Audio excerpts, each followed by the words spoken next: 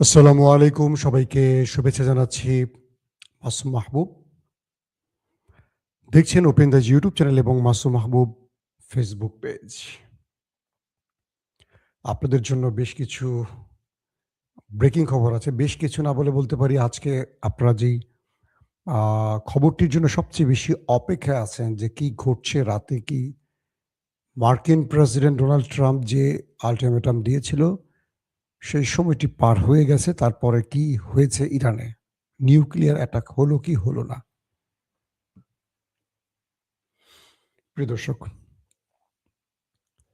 আপনারা আশা করি সবাই লাইভে সংযুক্ত হয়ে গেছেন। আ আমি দেখতে পাচ্ছি আপনারা অনেকেই অনেক রকম কমেন্ট করছেন। দর্শক, সরাসরি আমরা সংবাদে যাচ্ছি। শুনতে এবং দেখতে পাচ্ছেন আপনারা না? আমাকে কমেন্ট করবেন যদি কোনো প্রবলেম থাকে। আপনাকে চট্টগ্রামের বাঁশখালীতে কি বাঁশ দিবেন? আমাকে দাওয়াত দিয়েছেন বাঁশখালীতে না? আমি আসতেছি চট্টগ্রাম, ওয়েট করেন। শীঘ্রই আসতেছি। দর্শক, প্রথমেই আমরা ডোনাল্ড ট্রাম্পের একটি বক্তব্য থেকে আসতে চাই। কি ঘটেছে সকল বিস্তারিত জানাবো। তো মার্কিন প্রেসিডেন্ট ডোনাল্ড ট্রাম্প ইরানের অবকাঠামোর বিরুদ্ধে তার আগের যে হুমকিটি দিয়েছিলেন, পুরো ইরানকে তিনি প্রস্তর যুগে পাঠিয়ে দেবেন, জাহান্নাম বানাবেন, সেখান থেকে সরে এসেছেন এবং পরবর্তী আলোচনার ভিত্তি হিসেবে ইরানের যে 10 দফা প্রস্তাব ছিল সেটা গ্রহণ করতে সম্মত হয়েছে। বুঝতে পারছেন? এবং তিনি এক পোস্টে বলেন, আমরা ইরানের কাছ থেকে একটি 10 দফা প্রস্তাব পেয়েছি এবং আমি বিশ্বাস করি এটি আলোচনার জন্য একটি নির্ভরযোগ্য ভিত্তি হতে পারে। যুদ্ধবিরতি সম্পর্কে আরো বিস্তারিত তথ্য আমরা পেয়েছি ইরানের কাছ থেকে। চলেন আমরা ইরান কি বলছে সেটি জানিয়ে আগে আপনাদের বলি নেই, পাকিস্তানের মধ্যস্থতায় একটা নাটকীয় মোড় নিয়েছে যুদ্ধে। সেই যুদ্ধের 15 দিনের একটা বিরতি হয়েছে, যুদ্ধবিরতি বা সিজ ফায়ার যেটাকে আমরা বলে থাকি। নেপথ্যে কি ঘটেছে? আমেরিকা হেরে গেল ইরানের কাছে, না ইরান হেরে গেল আমেরিকার কাছে? কেন পাকিস্তান মধ্যস্থতায় আসলো, কারা আনলো, ডিটেল তথ্য আমি আপনাদেরকে দেব আজকের ভিডিওতে। অনেক দুর্দান্ত কিছু খবর আছে। তো তার আগে একটি বলে নেই যে জাতিসংঘে একটি জরুরি বৈঠক হয়েছে। সেই জাতিসংঘের জরুরি অধিবেশন বা বৈঠকে বাহরাইন খসড়া প্রস্তাব তুলেছিল ইরানের বিরুদ্ধে যেন হরমুজ প্রণালী খুলে দেয়া হয়। পাকিস্তান এবং কলম্বিয়া সেই প্রস্তাবের পক্ষে বিপক্ষে ভোট দেয়নি, অর্থাৎ তারা নিরপেক্ষ জায়গায় বসেছিল। আর জাতিসংঘের স্থায়ী সদস্য হিসেবে চীন, রাশিয়া পুরোপুরি ইরানের পক্ষে দাঁড়িয়ে সেই প্রস্তাবের বিরুদ্ধে ভেটো দিয়ে বসে। আর কাজ হয়নি আমেরিকার, অর্থাৎ বাহরাইন যে প্রস্তাবটি তুলেছিল সেই প্রস্তাবটি সঙ্গে সঙ্গে হাওয়ায় মিশে যায়।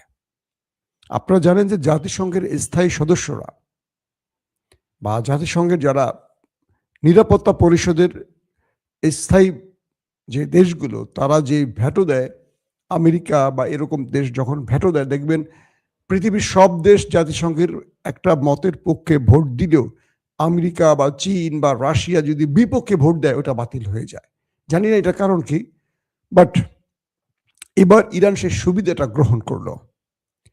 ইরানের বিরুদ্ধে বাহরাইন যে প্রস্তাবটি তুলেছিল তার অ্যাগেনস্টে গিয়ে ভোট দিয়েছে চীন এবং রাশিয়া। প্রকাশ্যে জাতিসংঘে দাঁড়িয়ে ইরানের বন্ধুত্বের কঠিন পরীক্ষায় উত্তীর্ণ হলো চীন এবং রাশিয়া, যে কারণে বাহরাইনের এই প্রস্তাব শেষ পর্যন্ত, মানে আমেরিকার পক্ষে এই প্রস্তাবটি তুলেছিল, সেটি বাতিল হয়ে যায়। দর্শক, চলেন আমরা ইরান কি বলেছে তার গণমাধ্যমের ফুটেজটির আমি তাসনিম নিউজ থেকে অনুবাদ করে আপনাদের বিষয়টি বলছি। তারা বলছে, ইরানি জাতির বিরুদ্ধে পরিচালিত কাপুরুষিত অবৈধ ও অপরাধমূলক যুদ্ধে শত্রু এক অনস্বীকার্য ঐতিহাসিক ও চরম পরাজয় বরণ করেছে। মানে আমেরিকা এবং ইসরায়েলকে বলছে এই বিষয়টি ইরান, যে তারা পরাজিত হয়েছে। ইসলামী বিপ্লবের শহীদ নেতা আয়াতুল্লাহ আলী খামিনি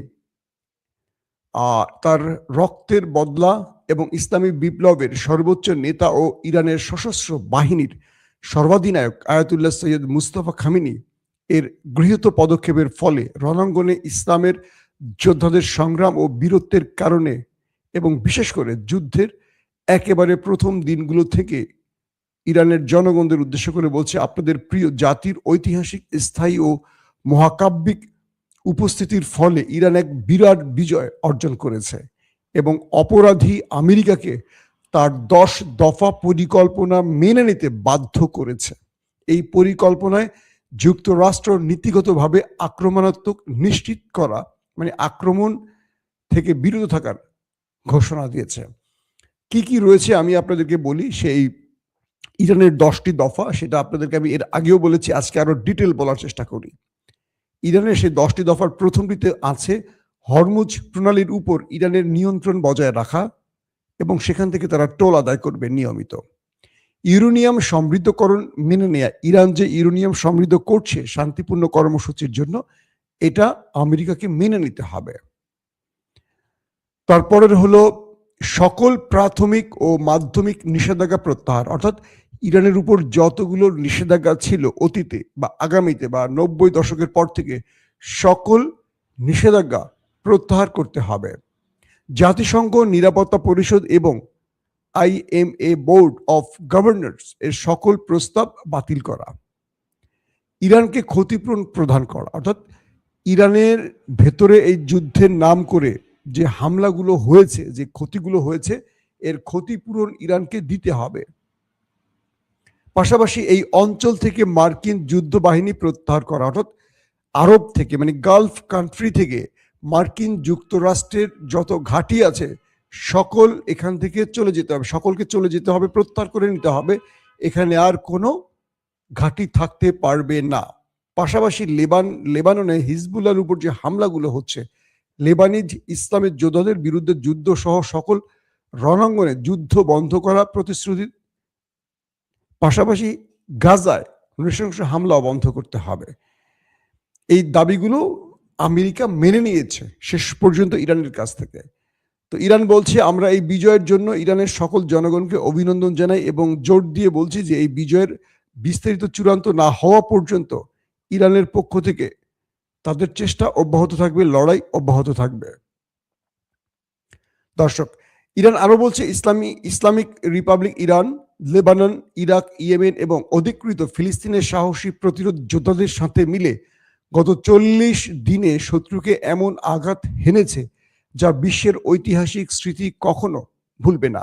ইরান এবং প্রতিরোধ অক্ষ মানবতার সবচেয়ে বর্বর শত্রুদের বিরুদ্ধে সম্মান ও মানবতার প্রতিনিধি হিসেবে একটি ঐতিহাসিক যুদ্ধের পর তাদের এক অবিস্মরণীয় শিক্ষা দিয়েছে এবং তাদের বাহিনী, স্থাপনা, অবকাঠামো এবং তাদের সমস্ত রাজনৈতিক, অর্থনৈতিক, প্রযুক্তিগত ও সামরিক সক্ষমতাকে এমনভাবে চূর্ণ করেছে যে শত্রু এখন হতাশায় নিমজ্জিত হয়েছে এবং মহান ইরানি জাতি ও মহৎ প্রতিরোধ অক্ষের ইচ্ছার কাছে আত্মসমর্পণ করা ছাড়া আর কোনো পথ দেখা যাচ্ছে না। যেদিন ইরানের অপরাধী শত্রুরা এই নিষ্ঠুর যুদ্ধ শুরু করেছিল, সেদিন তারা ভেবেছিল যে তারা অল্প সময়ের মধ্যে ইরানের উপর সম্পূর্ণ সামরিক আধিপত্য অর্জন করবে এবং রাজনৈতিক ও সামাজিক অস্থিতিশীলতা সৃষ্টি করে ইরানকে আত্মসমর্পণে বাধ্য করবে। তারা ভেবেছিল যে ইরানের ক্ষেপণাস্ত্র ও ড্রোনে হামলা করে দ্রুত তাদেরকে থামিয়ে দেবে। দর্শক, আমি এখানে আর লম্বা বলতে চাচ্ছি না, এটা আমি তাসনিম নিউজ থেকে অনুবাদ করে পড়লাম। বিষয়টা হলো যে পাকিস্তানের, এবার আসি আমাদের নাটকীয় মোড় নিয়ে আমি কথা বলি, কেন, কোত্থেকে কি হয়েছে। ট্রাম্প ঘোষণা দিয়েছিলেন, তিনি মঙ্গলবার একটা নির্ধারিত টাইমের কথা বলছিলেন যে ইরানে হামলা করবেন এবং ইরানকে তিনি জাহান্নামে পাঠাবেন। শেষে তিনি আবারও বলেছিলেন ইরানকে তিনি মুছে ফেলবেন এবং ইরানের জাতি যেটা কল্পনা করেনি, একটি ঐতিহাসিক বা একটি বড় সাম্রাজ্যে শুধু পতন নয়, পুরো জাতিকে ধ্বংস করে দেওয়ার ঘোষণা দিয়েছেন, অর্থাৎ নিউক্লিয়ার অ্যাটাকের ঘোষণা দিয়েছিলেন অদৃশ্যভাবে। কারণ যে অ্যাটাকের ফলে একটা পুরো জাতি শেষ হয়ে যাবে, কোটি কোটি মানুষ মরে যাবে, ওই শহরটাতে আর কেউ কখনো বাস করতে পারবে না, ওই শহরটা পরিত্যক্ত হয়ে যাবে। এই কি এমন অ্যাটাক আছে, তার মানে নিউক্লিয়ার পরমাণু অ্যাটাক, এটাই তো বোঝা যাচ্ছে। এরপর ইরান বলছিল যে আমরা তোমাদের জন্য অপেক্ষায় আছি।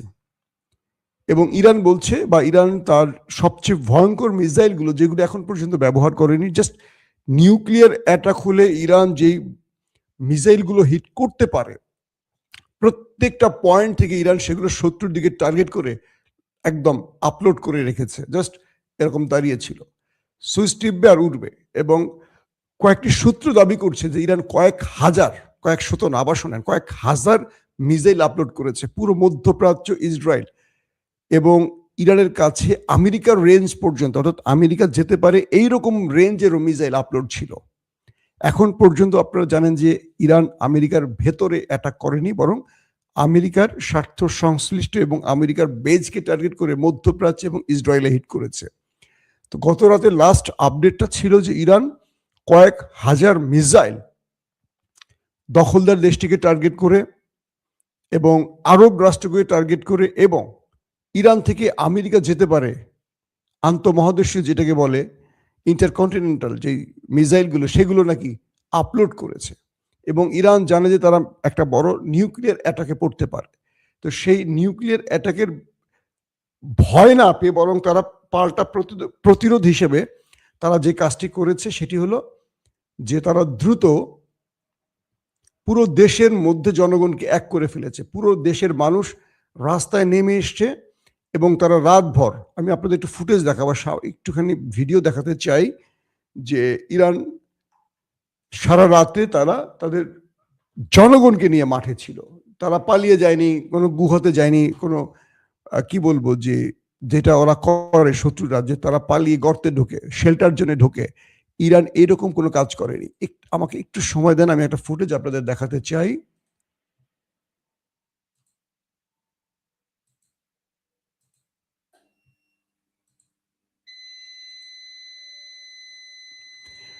প্রিয় দর্শক, বিষয়টি হলো যে ইরান তার সাহস ধরে রেখে বিজয়টা অর্জন করেছে। মানে এইটা আমি আমার লাইফে, সাংবাদিকতার জীবনে আমি একটা লম্বা ক্যারিয়ার পার করেছি, আমি এতটা অদম্য বা এতটা সাহসী জাতি আমার জীবনে আমি আর দেখিনি। আসেন ভিডিওটা একটু দেখি আমরা।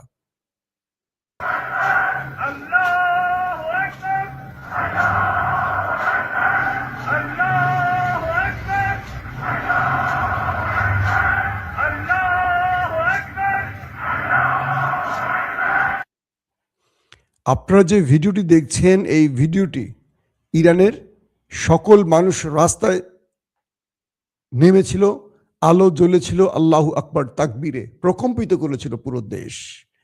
তারা বলেছিল যে পৃথিবীর এমন কোনো নিউক্লিয়ার নেই যে এই নিউক্লিয়ার আল্লাহু আকবার ধ্বনিকে থামিয়ে দিতে পারে। সুবহানাল্লাহ। এটা ইরান মুগ্ধ করে দিয়েছে আমাদের। আবারও ফুটেজটা দেখেন আপনারা।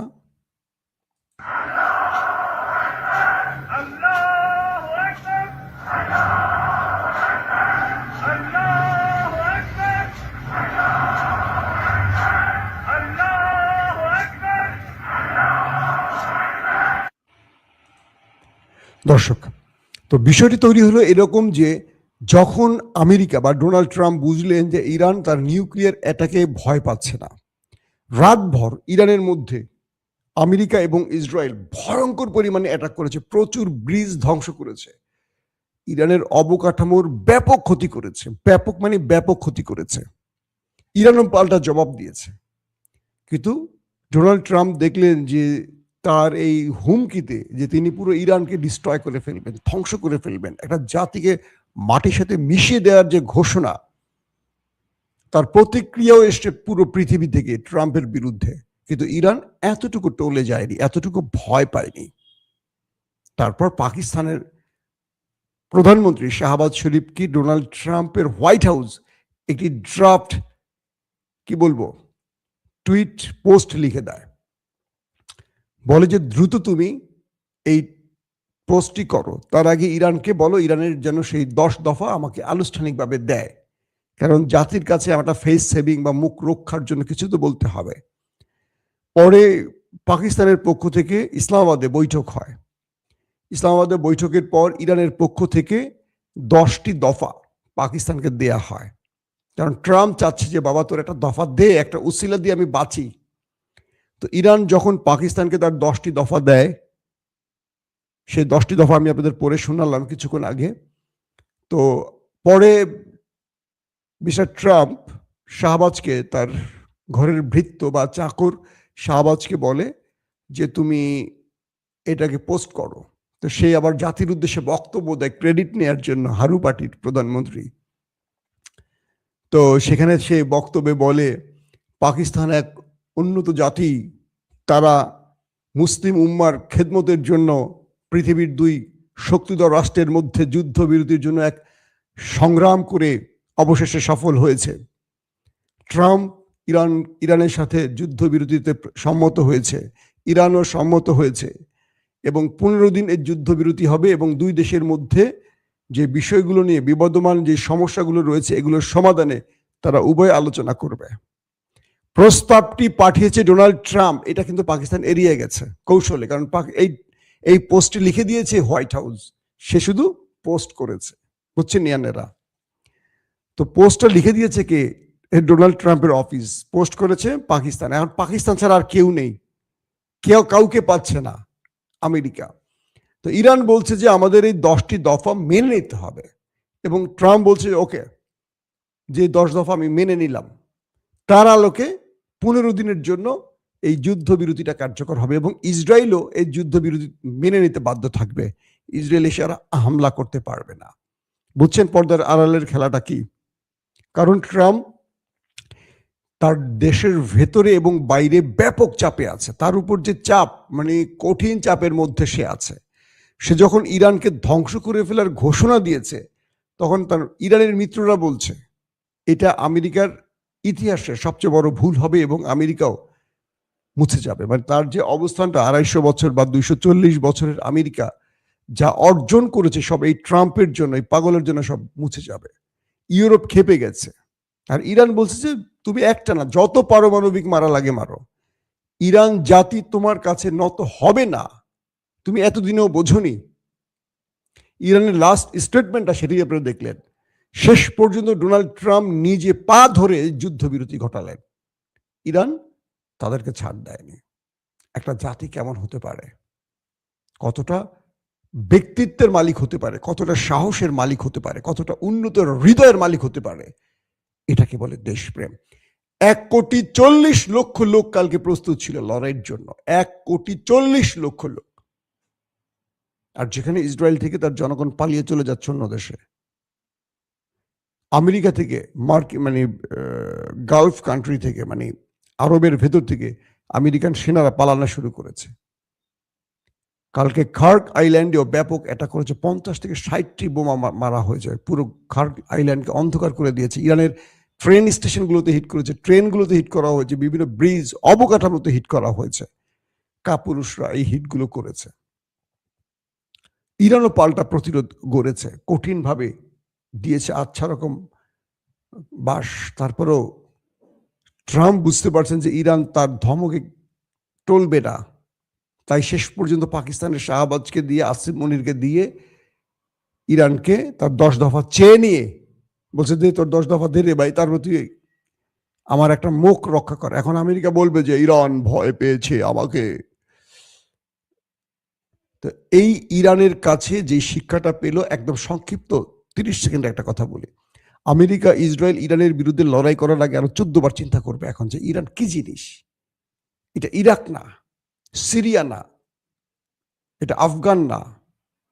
আফগানদেরও বলা যায় না, আফগান 20 বছর লড়াই করছে, তারপরে আমেরিকার সাথে ইয়ে করে না। 20 বছর পর আমেরিকাকে তাড়াইছে আফগান তালেবানরা। তো এই পরিস্থিতিতে ডোনাল্ড ট্রাম্প একটা ঐতিহাসিক পরাজয়ের স্বাদ নিলেন। আর ইরানি জাতি পৃথিবীকে দেখিয়ে দিল তারা কি পারে। একটা জাতি ঐক্যবদ্ধ হলে কি সম্ভব। কালকে লাস্ট বক্তব্যে ট্রাম্প বলেছিল যে আমার সাথে ইরানের একটা ভালো গ্রুপের সাথে যোগাযোগ চলছে, যারা কট্টরপন্থী না। হে জাতি, তোমরা যদি ইরানকে রক্ষা করতে চাও তাহলে সরকারের বিরুদ্ধে নেমে যাও, মানে সরকারকে তোমরা সরায় দাও। ইরানের একটা লোক রাস্তায় নামে না, যারা নামছে সবাই আল্লাহু আকবার ধ্বনি দিছে ওদের বিরুদ্ধে। পুরো ইরানি জাতি বুঝে গেছে ওদের শত্রুকে, এটা কিন্তু আগে বোঝে নাই। এটা আগে বোঝে নাই, এবার ওরা বুঝে গেছে ইরানিরা, যে যারা সরকার বিরোধী ছিল তারা বুঝে গেছে যে আসলে ওদের প্রকৃত শত্রু ওই দুটো দেশ। ওরা মনে করছে খমেনি ওদের শত্রু, এখন মনে করছে না এই খমেনি প্রাণ দিছে, তার পুরো পরিবার সহ প্রাণ দিছে। কিন্তু আতাত করেনি। এটাই হলো ইমানের শিক্ষা।